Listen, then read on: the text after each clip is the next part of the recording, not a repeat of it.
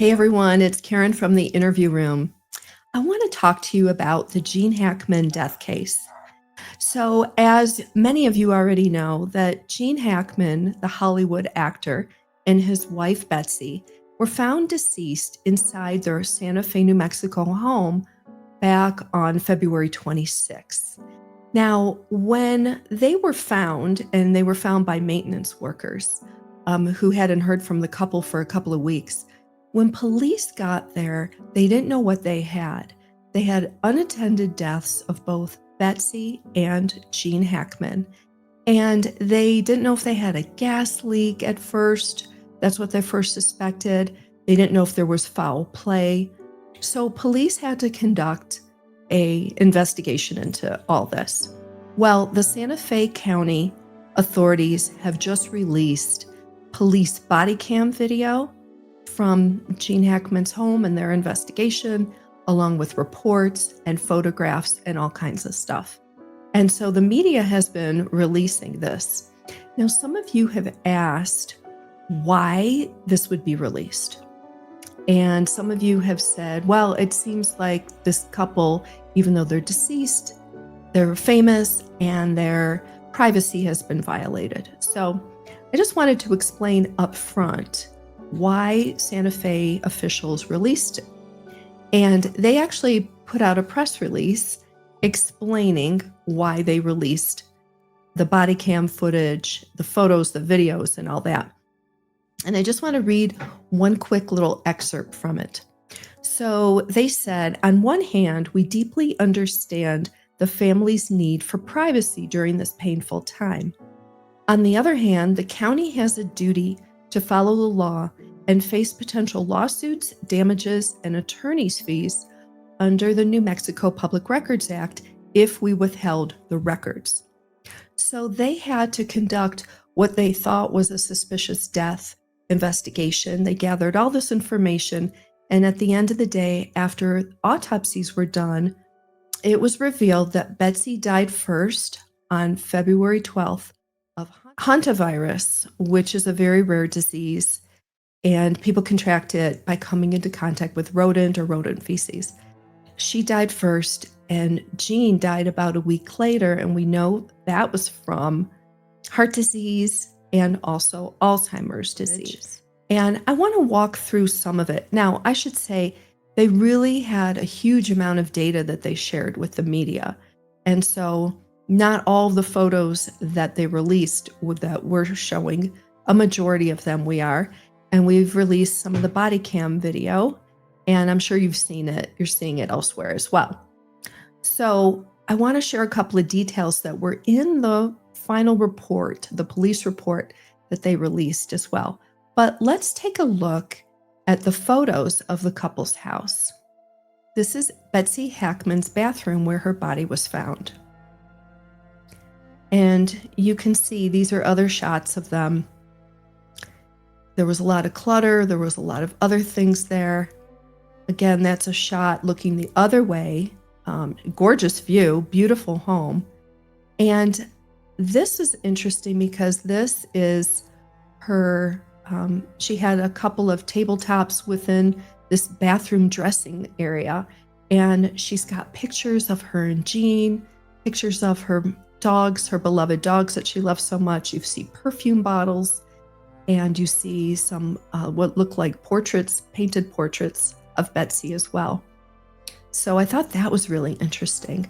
Again, this is another shot, again, still in the bathroom.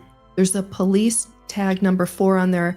Inside that bag is a gray laptop, and police took the laptop and were able to get information off of it, such as we know in Betsy's final couple of days leading up to her death, she had done online searches for COVID and flu-like symptoms that she was experiencing with this, obviously not knowing that she had hantavirus, but she was ill and she was doing online searches. And it also showed who she last communicated with before her death. So I find these pictures really interesting. Okay, this is a picture of her closet. And what's interesting is there's a lot in there. And boy, it does look like it's quite cluttered. Again, that's not an insult by any means. It's, there's a lot in there. And we're going to get to see pictures of Gene Hackman's closet that were released that are quite different from Betsy's. And again, this is in that same dressing area. You can see the crate on the floor where her dog Xena was actually found deceased along with Betsy, and of course Gene, who was deceased in the home on the other side of the home. So their poor dog died of basically starving to death and having no water because Betsy had already been deceased. But you can see how close that crate was to where Betsy was. So this is, again, obviously you see the police are having a glove on, touching it for evidence collection. This is her calendar, and this shows just appointments and things that she had scheduled for the month of February.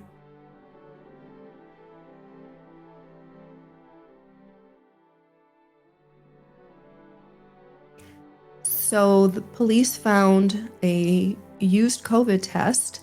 And again, in the report that police did, Betsy had told a friend, actually had told her masseuse when she was corresponding with her by email, that Betsy was canceling an appointment because Gene was sick. He was not feeling well. She suspected he had COVID. She did this test on him, and he didn't have COVID. And obviously he recovered from whatever he had. But police found that in their trash. So this is a look inside Gene Hackman's closet, his walk-in closet. And you can see it's strikingly different from Betsy's. This is also a view from his bathroom, apparently, into his closet. Very neat, very tidy. Again, much different than the look we got from Betsy's. This is the sink in Gene Hackman's bathroom. Again, nice, tidy, gorgeous home. Obviously, beautiful bathroom area here. This is outside of the bathroom area. This is where police said it looked like someone had been sleeping. They say that it appeared that somebody had been sleeping on that couch, and they believe this was where Gene was sleeping. So this is another shot from inside the house, and we're going to look at more of these pictures. This is a picture of Gene's art studio. You can see his supplies and all kinds of things. Totally fascinating. And then you see in the background the awards and the ribbons. And those are actually from the dog shows and the dog competitions that Gene and Betsy had their dogs in. And they won like first place for obedience and all kinds of things. And so obviously that was a point of pride for them. And Gene had that in his studio.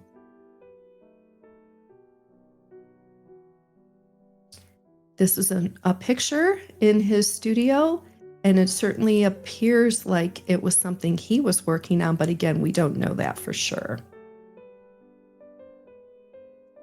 So police also found a series of notes. Some of them were just between Betsy and Gene, saying kind of where they were going and what they were doing. But I thought this was so sweet. It says, "Morning, lovely girl, thinking of you and the other little guys," which I'm assuming are the dogs. "Love, G."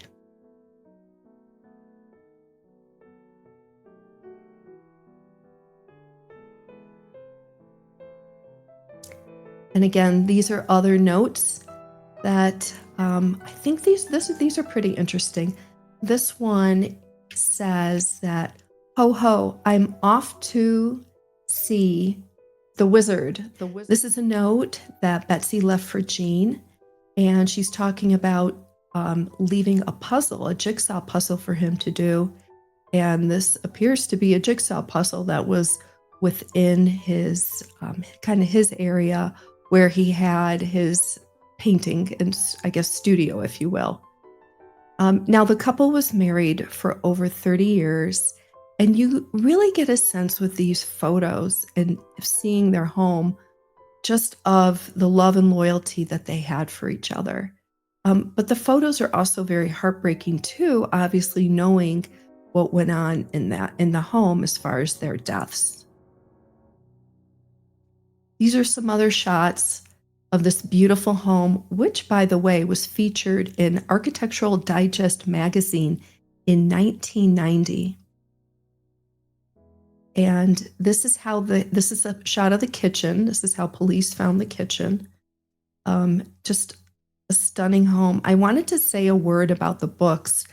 There were so many books in their library around the home, stacked up, and you just got this sense of not just with their art collection, but with the books. And it just must have been an incredible place to be inspired. And Gene, as we know, was an artist too. This is in the lower level of their home. This is a huge custom gym. You can also see outside they had a few video arcade games. There's also a pool table out there. And again, you just get the sense that it was all used at a time when obviously Gene had his health, and they probably entertained there and hopefully had friends and family over too. This is a neat shot. There's so much art. There is an expansive art collection in their home, and you can see it with sculpture, paintings, and rugs. They had some beautiful rugs as well. These are really interesting. This is a shot of what was on one of the coffee tables in one of the sitting areas. Again, the home is so expansive. There's more than one living room and sitting area. And it was interesting to meet, Gene Hackman, the legendary Hollywood actor, like what books did he have and, what interests him. So I think this was pretty interesting. You see some kind of book on James Cagney, the former Hollywood actor. And, you get the sense of just what was there, just in the knickknacks and things left. It was a very lived-in home, obviously. We know Betsy was a concert pianist, and I counted, there's another picture in a separate room of 2 pianos. But this is another room where there's just one piano. And again, you can see the art on the walls and the artifacts. This is that pool table I mentioned that was right near the gym where they worked out. And again, these are the ribbons that their dogs won in these dog competitions. And we know Betsy had such a love of dogs, Gene as well. And at the end, Betsy was taking care of Gene, who had, as we would later find out, a very advanced Alzheimer's disease. She would care for 3 dogs and trying to maintain and keep up with the house is really something else. And it looked like it was too much for her to keep up with. This is part of what's bittersweet about looking at their photos of their home. I mean, the leaves fallen off of the plants. They had some plants in the home that looked like they had either been watered recently or were thriving okay. And then there were other ones like this where obviously the plant had died as well.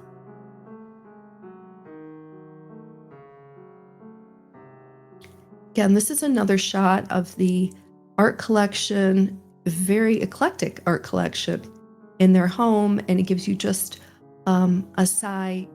You get a sense of the size and the scale of their home.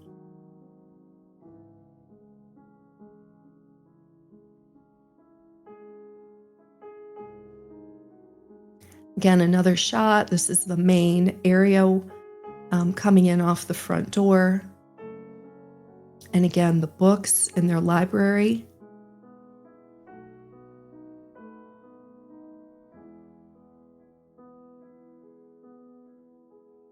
Another shot of their art that was throughout the house. And again, back to the stacks of books all over. Very interesting.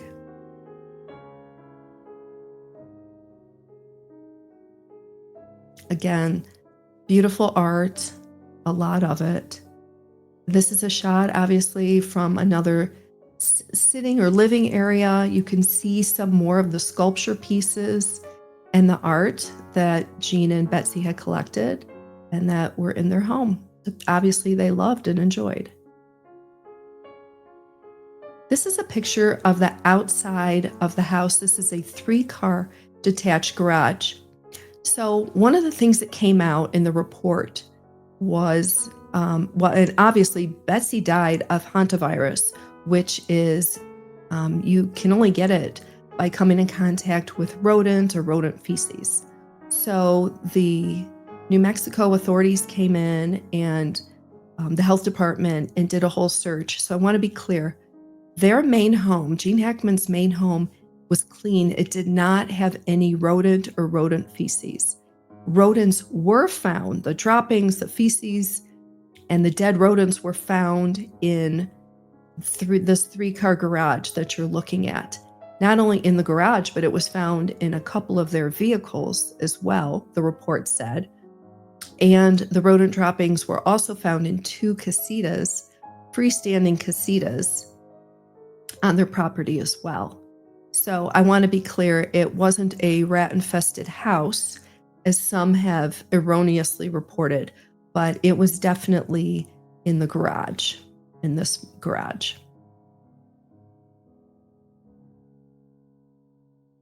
And then this is a shot from the outside of the home.